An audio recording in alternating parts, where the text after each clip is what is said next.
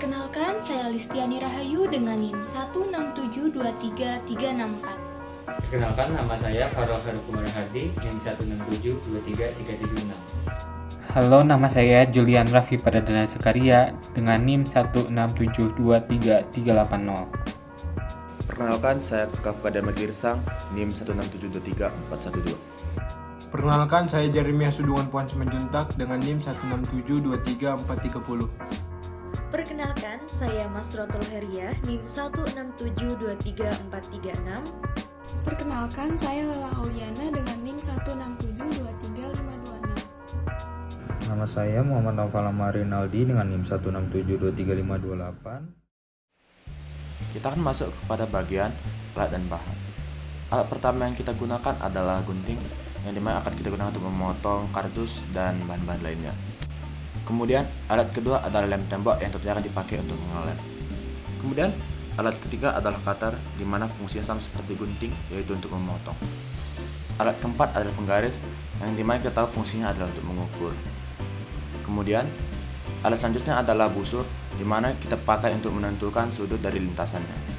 Kemudian kita membutuhkan alat tulis, yaitu khususnya ballpoint, untuk melakukan perhitungan dan juga menentukan sketsa dari lintasannya. Dan alat terakhir adalah stopwatch, yang akan digunakan untuk menghitung waktu yang dibutuhkan kelereng untuk menuruni lintasan. Dan bagian selanjutnya itu bahan. Kita hanya menggunakan kardus dan juga karton duplex dan juga kelereng.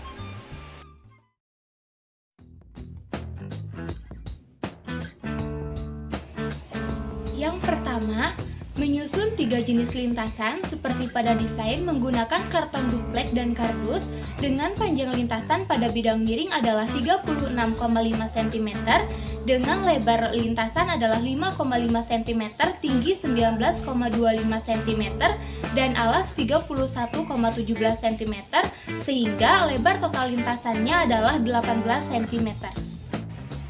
Siapkan alat dan bahan. Cukup gunakan alat dan bahan yang sudah disebutkan sebelumnya. Lalu potong kardus sesuai dengan pola pada desain. Untuk memudahkan pengerjaannya, cukup gunakan kardus yang sudah dipotong sebelumnya sebagai pedoman ataupun panduan untuk kardus selanjutnya. Hal ini dilakukan agar bentuknya tetap sama. Langkah keempat, tempel masing-masing potongan kardus.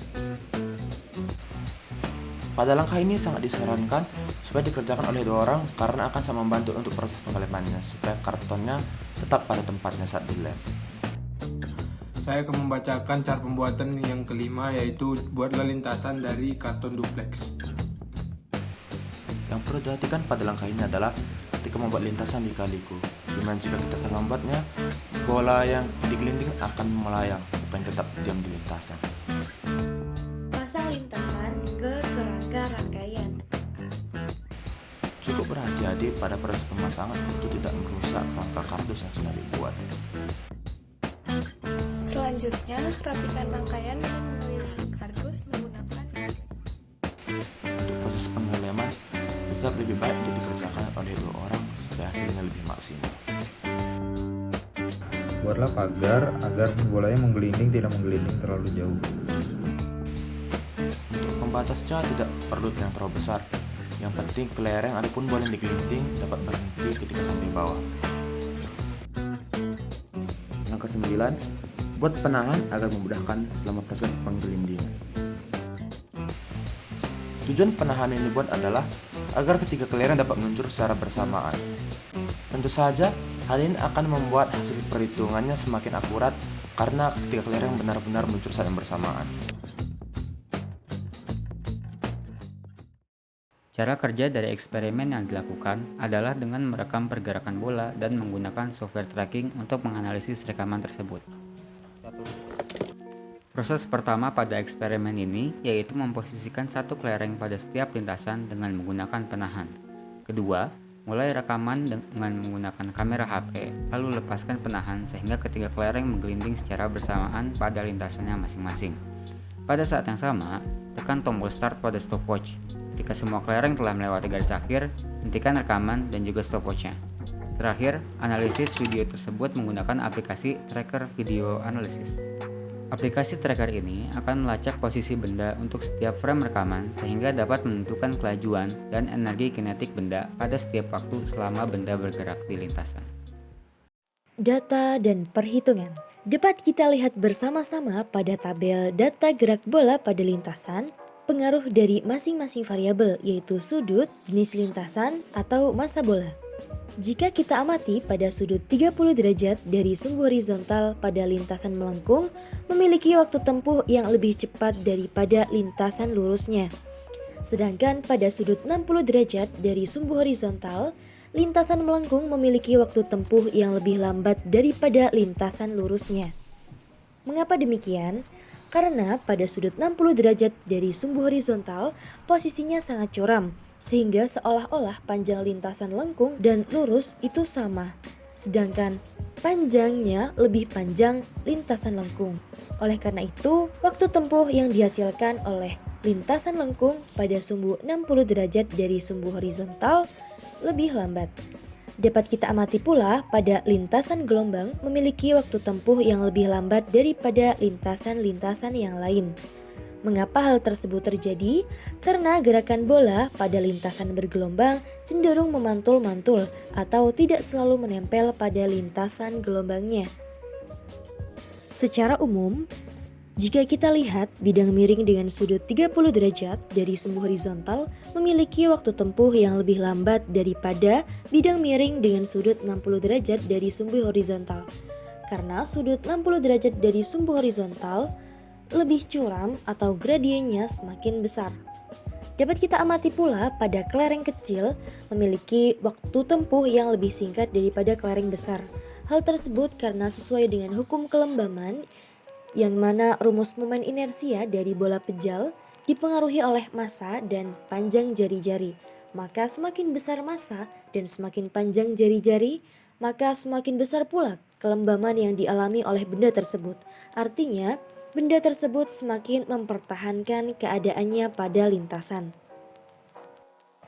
Pada halaman selanjutnya, dapat kita saksikan hasil tracking dengan aplikasi tracker video analisis untuk masing-masing percobaan pada sudut 30 derajat dan masing-masing percobaan pada sudut 60 derajat.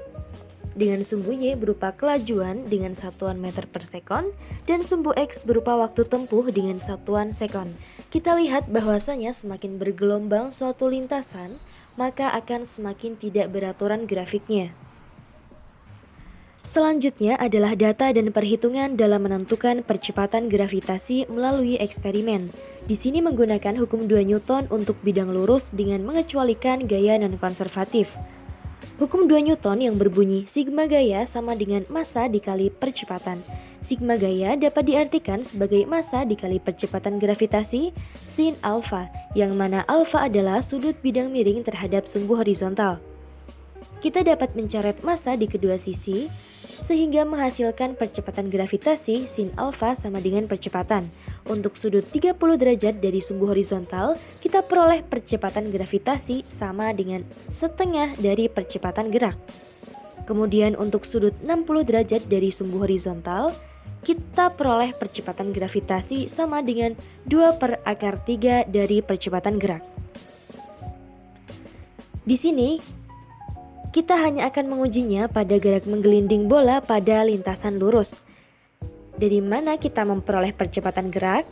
Percepatan gerak ini dapat diperoleh menggunakan rumus kinematika, yaitu S sama dengan V0 plus setengah A delta T kuadrat, atau panjang lintasan sama dengan kecepatan awal ditambah setengah kali percepatan gerak dikali waktu tempuh dikuadratkan.